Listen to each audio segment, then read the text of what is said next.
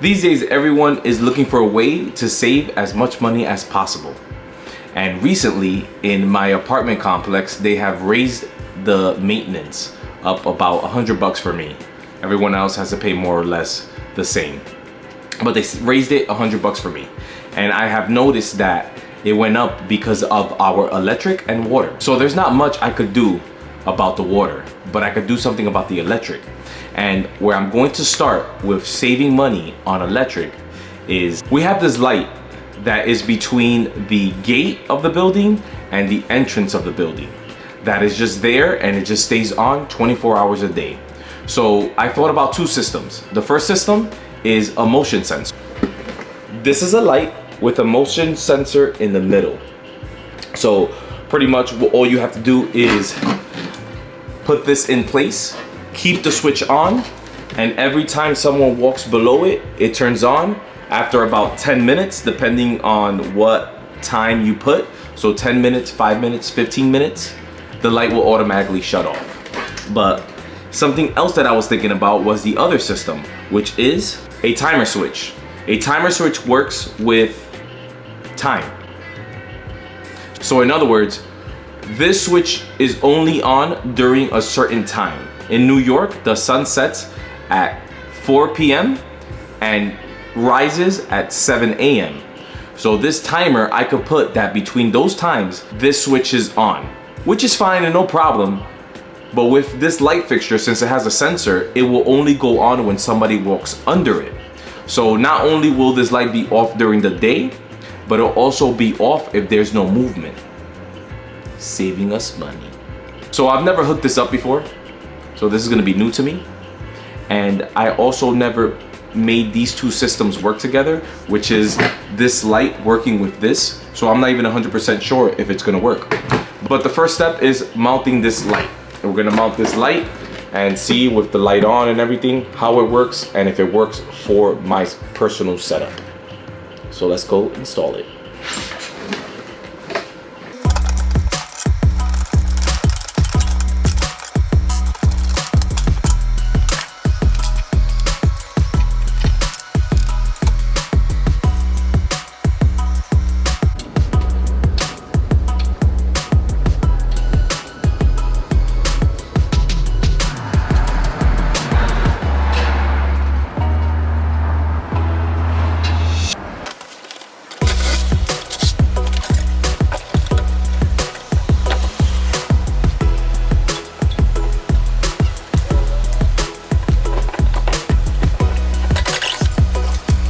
Sorry for the bad lighting, but everything became a little bit more complicated because there is no electrical box up there at all.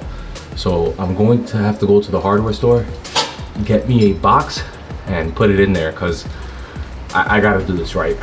I was just gonna put it up there, but I gotta do this right. So just gonna have to hold a moment. And the sun might go down by that time. And I really wanna get this done before the sun goes down, but let's see.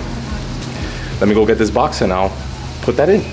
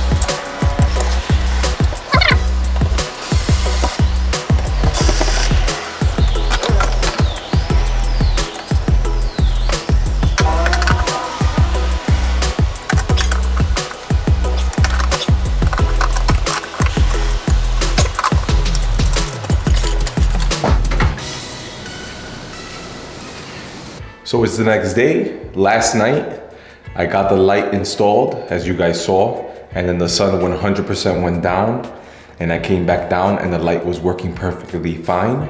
But now it's the next morning, and let me show you something. It's installed, but it's not turning on. And I don't have the timer switch installed yet, so that should be working. So I decided to go back to the box and see what's going on. And you won't believe what I discovered. So here's the box. As you can see, you have different temperatures with the other one, whichever one you choose. Then you have the light with the sensor. And when I came down to find out why the light isn't working and how I could, like, you know, play around with the settings, I saw this right here. With significant daylight, even when motion's detected, light remains off. Then over here, with insignificant daylight, when motion's detected, light stays on. So the light turns on with the motion. And then pretty much this was just saying that when there is no sun outside and no one is motioning or moving in front of it, it just stays off. So that means we do not need to install the timer switch, the switch that only turns on at certain times. So if the sun is out, it stays off, and if the sun is down, it stays on. That timer switch that I have, I'm not gonna install it. There's no need, because this light does it all. So what I am going to be installing is this cover plate to eliminate the need for a switch there. So it's gonna pretty much stay on 24/7. Since I did show the switch in the beginning of the video, I'll just leave a link to the switch in the description, and I'll leave a link to the switch in the description, and I'll leave a link to someone else talking about it in another video, if I find it. But yeah, so let's install this and call that project a wrap.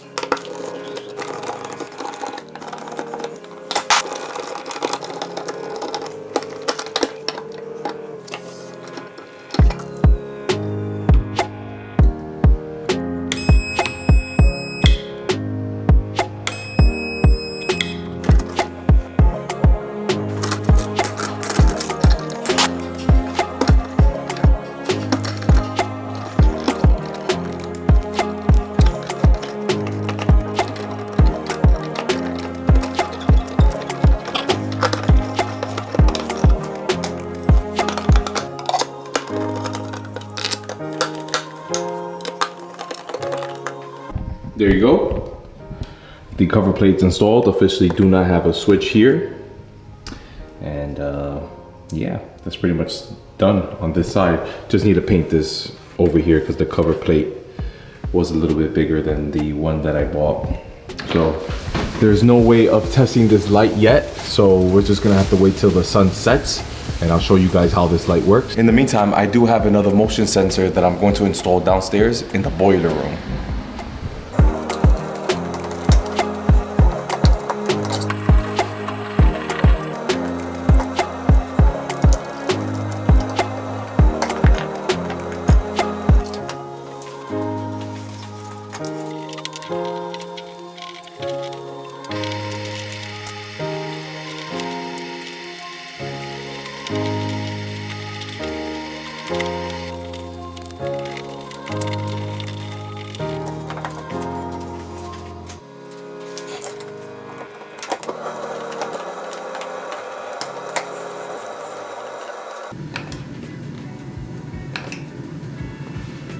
So the light just went out in the boiler room. I'm gonna walk in and it should turn on. And it's on. This switch I got from the storage room. Since I put the Cressida system in that room, I decided to just put that in this room so that every time I walk in, it could just turn on, and I won't leave this room on by accident. It'll just turn off after about 5 minutes of it being on. So now all we have to do is wait till the sun sets. As soon as the sun sets, I'll show you the light that I installed in the entry and close out this video. So it's almost 5 o'clock in New York and the sun has set, and let's see if this light turns on when it seems motion. Booyah! It turns on and it's official. We are gonna be saving some money. So everything we did here works. I really find this kind of ugly that there's nothing here, but it is what it is.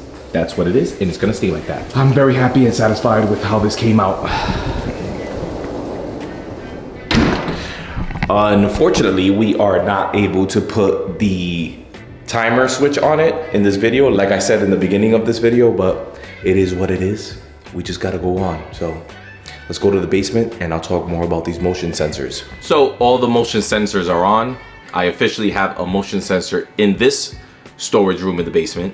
I have it in the boiler room like you guys saw earlier in the video. And now I have a motion sensor in the entry of the building. Motion sensors are a great way for you to save some money because the electric is not on. You could compound the savings by putting a motion sensor and LED bulbs and a dimmer.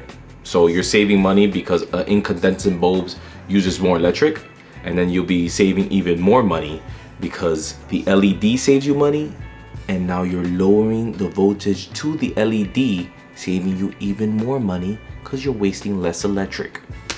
That's the reason why I put the motion sensor in these spaces. I recommend that you put motion sensors in places like your laundry room, your entry space in your home or building, your boiler room, places like that, places that you just go in and out and you just abandon it and it doesn't matter. If you have a half bathroom, like in the first floor, let's say, or in the basement, that is a toilet and a sink, I recommend putting a motion sensor in there. If you have a shower, don't do it in there because while you are or someone in your family is taking a shower, the lights will go off and you will finish your shower in the dark. But motion sensors are a must. I highly recommend it. And like I said before, in those rooms, they will work great. And they're cheap. They've become so cheap. If you want to keep the light fixtures that you have, you could put a motion sensor at your switch.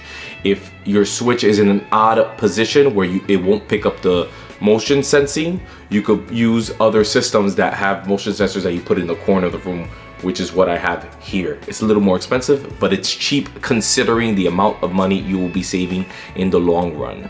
So yeah, and I'll leave a link to all the systems that I've used around my home, of the switch that I have in the boiler room, all that other stuff. Now, in the next video, as you see right here, let me grab the camera. As you guys see behind me, there is 2 boxes. So in the next video, we are going to be installing the final 2 cabinets to finish the cabinetry in this basement off. It's gonna be a really good and interesting video because we are going to be cutting holes in this one to get those pipes to go through the cabinet. So it's gonna be a good and interesting video. So I hope to see you guys on that video. And if you learned something new, you could show me by giving me a like. Any comments or questions, leave it in the comments down below. And if you wanna see this basement come to an end or any other projects that I have going on, consider subscribing. And I hope to see you guys on the next one. Thanks.